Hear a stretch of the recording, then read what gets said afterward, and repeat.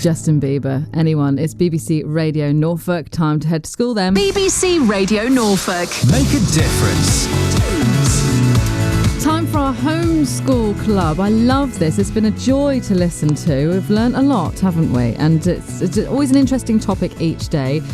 Today, hopefully, we'll be finding out a little bit later about our leader, Boris Johnson, telling us about plans for getting children back to school. You may be thinking, yippee, the end of homeschooling. It could be in sight. The end is near.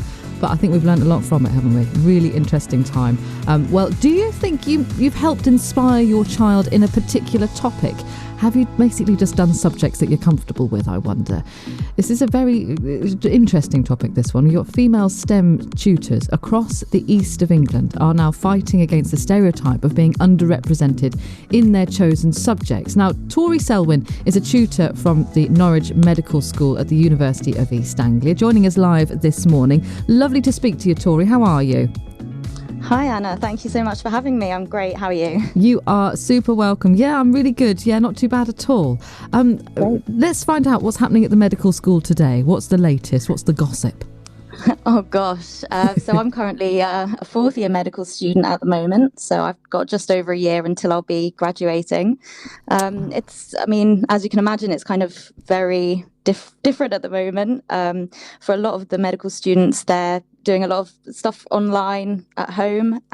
Luckily, because I'm only a year away from qualifying, I get a little bit more hands-on experience. So I'm doing my obstetrics and gynecology placements at the moment, starting in the hospital in a few days. So wow. I just think medicine is something I've always wanted to do, and I think it's so fascinating, and you get so many opportunities to work with different people and learn new things that I just couldn't imagine being anywhere else, really. Oh, congratulate! That's really exciting. So you'll be so what sort of ward will you be? Will you be at sort of Norfolk and Norwich for your training and that sort of, I guess, the live learning, I guess? Yeah, so at the moment, I spend a lot of time at Norfolk and Norwich Hospital, and we also do some placements at King's Lynn, Queen Elizabeth, and at James Paget, and sometimes Ipswich and Colchester, and sometimes some stuff with the local Norfolk Suffolk Mental Health Trust as well. But yeah, I'll be based at the Norfolk and Norwich for the foreseeable future. Doing stuff on the labour and delivery suites, which I'm really looking forward to. Yes, well, having recently come out of one of those suites very, very recently in the last 6 weeks, you'll have a lovely time. I was treated like an absolute star. It was wonderful. I was taken into theatre, and there's 11 members of staff looking after me at one stage. I was absolutely amazed by it. It was like such an incredible experience, and everyone just knew exactly what they were doing. The system just completely worked 100%, and it was fabulous. And I just sat there and felt really bad because I said, I just feel bad that you're all still paying for your parking. Which is all I could think of. I just felt a bit terrible at that, but it was, what an experience. You're going to love it. You're going to have such a nice time with that. Well, thank you for letting us know about. Do you feel a little bit bad? I know, going off topic slightly. We'll get on to STEM in a minute. Do you feel a little bit bad for your younger sort of students who are there, who I know their first year will have been really different? Yeah, I can't even begin to imagine. I mean, something that I kind of also do in my spare time is I run one of the university societies called Educate, which is to do with mental health awareness, really. And a lot of our members are first year students, and the way that all of us would go out and meet people at university within first year is that crucial time, would be going out, experiencing the city and meeting people in the blocks of flats that you're living in and all that. But this year it's just they just can't do that, and a lot of people were told not to come back to their university flats anyway, for the foreseeable future. So I just, the university does everything they can to try and put supports in place, and there's some really good services and within Norfolk as well, great NHS services to try and support students in any way they can. But it's, I don't know, I can imagine it's got to be really hard, and all we can do is try and be there, I guess, in an online platform to try and help them. Well done. I know my first year was very, very different to the first year that they've certainly had. I don't remember a lot of it, which is I suppose the sign of quite a good one, I guess. But we're sending lots of love to the team, and it's a good job you're running that service for them. So well done you. Let's learn a bit about STEM then. What does it mean?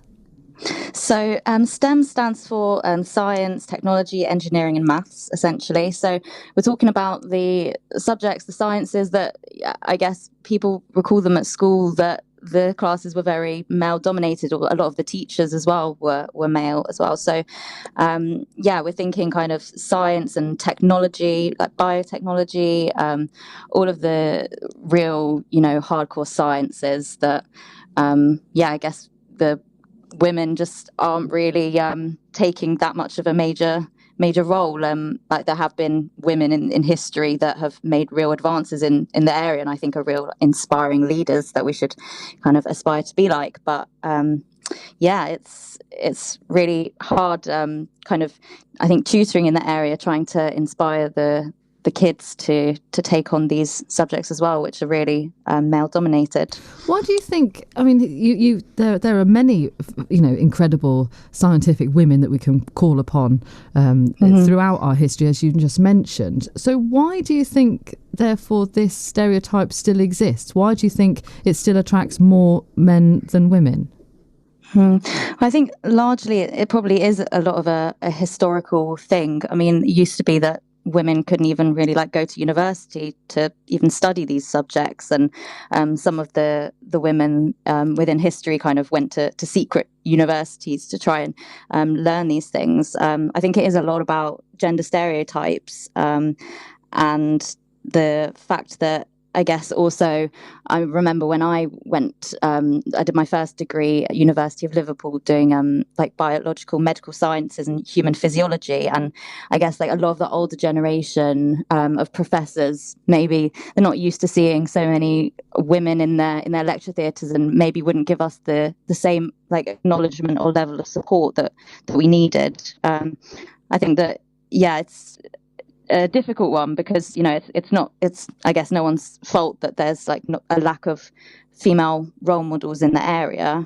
and that I guess people that are used to being surrounded by predominantly men, I don't know whether they like it. You raise a really good, a really interesting point. It's what, and also I think as a young person, it's what you see growing up. I played the trumpet, and I when you look across to any night of any sort of performance that you've got on stage, it's predominantly men still. You get certain sections with more women, but especially in the brass section, there's very, very rarely a female on there. Yeah.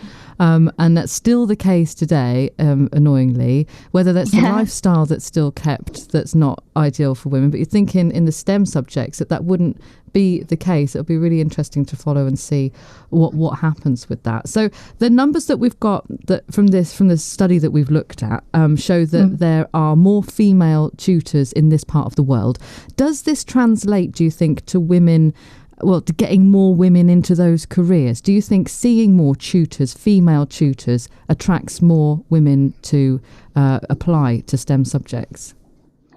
I do definitely think so. I think a lot of it is about the role models and the leaders that you can see within that field, and the people that do kind of make the kids say, oh yeah, I want to be like her. So we're talking about leaders and stuff. There was some research recently that in the FTSE 100, 13% of the executive leaders are women, only 13% out of everyone. And this just the representation. Just, I think if there were more of us out there being shown to be doing all of these amazing things. I know that the person that was leading on the Oxford vaccine was a UEA graduate as well, Professor Sarah Gilbert, and she was, did the fundamental research in kind of creating this new vaccine that Oxford AstraZeneca created. And I think it's people like that kind of taking the reins and showing that they can do it, and their research is just as valid as anyone's. Now that is a name that we should all know, isn't it now? Yeah, Professor Sarah Gilbert. Yeah, it's great. She did her bachelor's degree, I think, at UEA. But yeah, just kind of, I remember back in my secondary school doing physics A level. I think that there was 15 or 20 of us in the class, and only two of us were girls. Really stuck out like a sore thumb. But I remember like our teachers were always ridiculously supportive and always gave us the time of day, kind of regardless, and really did push for us to be a really great scientist. I remember some of my best teachers at school were the most flamboyant and crazy, exciting chemistry teachers that would just like set things on fire. Like that, I think one of them took off their wedding ring and dosed it in something and set it on fire to show us how cool science could be. Have you ever found through your career so far, have you ever been treated differently because you're a woman? I would say, yeah, there have been, I guess, odd times where I might have seen it, as I mentioned, alluded to earlier, in lectures in my physiology degree, where you would have an older male professor, I guess. I guess you can see their eye contact around the room and their facial expressions, and just wasn't always maybe the most inviting. You get sometimes a similar kind of reaction to a lot. Sometimes I'm not generalizing every surgeon, but a lot of like male surgeons in certain areas as well. It's like, oh, we've got a woman joining us, and they're a medical student. They're not a nurse. A lot of times when I tell people I'm studying medicine, they say, "Oh, are you studying to become a nurse?" I'm like, well, why did you jump to that conclusion necessarily that it's a nurse? What about a doctor? That's the problem. You're right. There is an issue there with language, isn't there? Because I know there's lots of studies that go on about people who use the words like fireman or policeman instead of police officer, firefighter.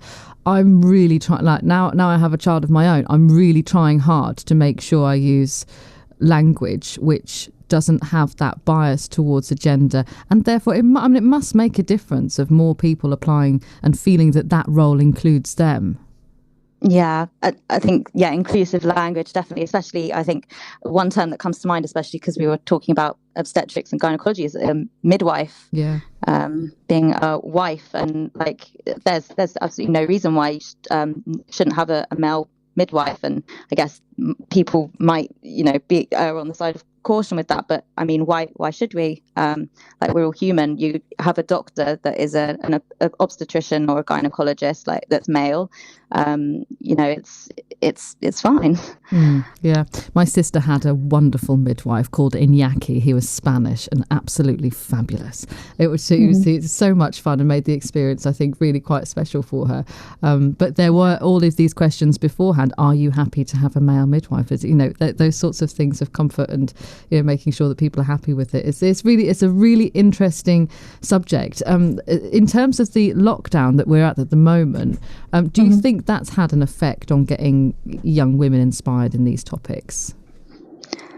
I think it has been more difficult, I think, with children not being at school, and I think that there are opportunities within that school learning environment that have been missed. For example, being able to run experiments yourself in a lab, like being talked through how to do it, and things like that, I think do give you that little bit more insight into what you could potentially be doing more of when it comes to like university and further education. You spend more time doing the hands-on practical stuff, and ultimately that's more like what you would be doing in a job later on in life anyway. Spending time in the lab just gave me such insight into, like, there's just it's another world out there in the kind of looking into research. There's just something new in every area. Just you could never imagine. So much to choose from, that, like, no matter what you're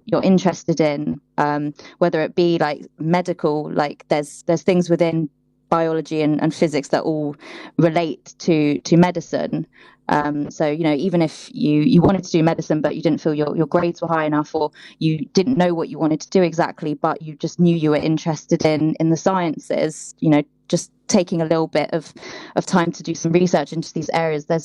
Because of lockdown, there's so much going on online. There's loads of free kind of talks and lectures that I know are available to university students. I'm sure they're open to kind of teenagers and school children as well, there, where you can learn, about the next big thing that might spark your interest and take you on a path to winning a Nobel Prize. Who knows? Nice one. Yeah, absolutely. Oh well, Tory, good luck with your next experienced area in the Norfolk and Norwich. You're going to have a great time there.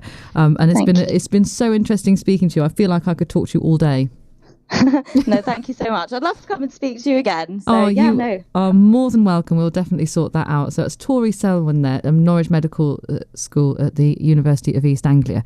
And it makes you think, if you're a parent listening, producer Debs, and you want to, or grandparent, and you really want to try and encourage, well, any member of the family to get interested in the STEM subjects, it is about using that inclusive language and not feeling like you're leaving anybody out. It's a really interesting topic, I think. It is. It definitely is. And it's just about inspiring children in the right way. I mean, my sister went into the RAF as an engineer, and she got inspired by going to one of the military tattoos. And it's just having the right people there that will inspire anyone that wants to learn. It's not about gender stereotypes. It's just about, if you want to learn, I'll teach you it. And now she's inspiring her two daughters. They are interested in engineering fields as well. So yeah, it's just about having that one person, either at school, a teacher that you can engage with, that just wants to teach you. Yeah, and it's both ways. It's for men and women who want to go in whatever field they can. We really need to mix this up now, and it's your role as parents, grandparents, aunties, uncles to share it out. Oh, it's really exciting. Well, thank you so much, Tory. Nice to speak to you. We'll definitely get you on again. Let's take a look at the travel. Debs, what's going on? Well, not too much, which is